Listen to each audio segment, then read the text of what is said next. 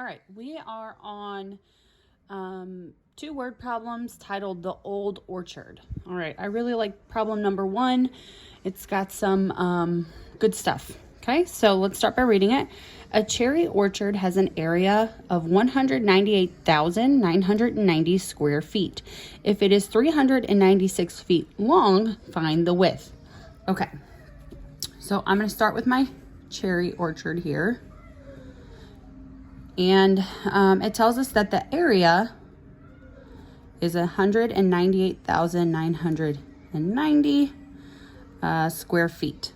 All right. It also tells us that the length is 396 feet long. All right. So what you need to know is the formula for area. All right. So think about that.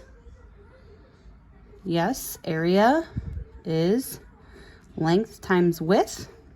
Okay, and in this case they give us the area and the length, and we need to find the second dimension, width. Okay, so we've done several problems like this. This is going to involve some long division, and I am just going to give you a couple of hints and then let you solve that on your own. Okay, so first thing we're going to do, we're going to set up our division problem.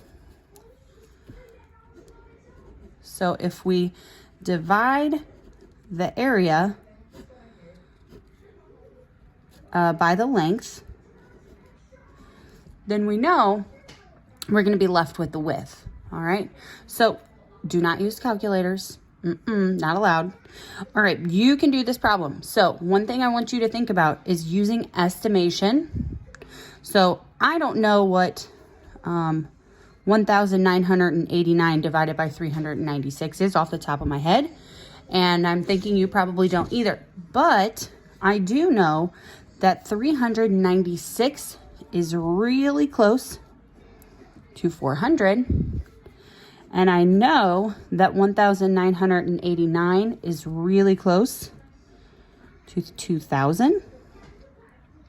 And I know that 400 times 5 would give me 2,000. Okay, so 5 would be a good number to start with. All right, and then of course you're going to follow your steps for long division, right? Divide, multiply, bring, subtract, bring down, and divide again. Okay.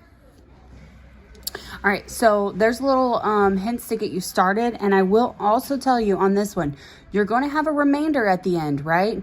But we want to get this answer as precise as we can. So when you're at that point, you are going to need to add a decimal and add a 0.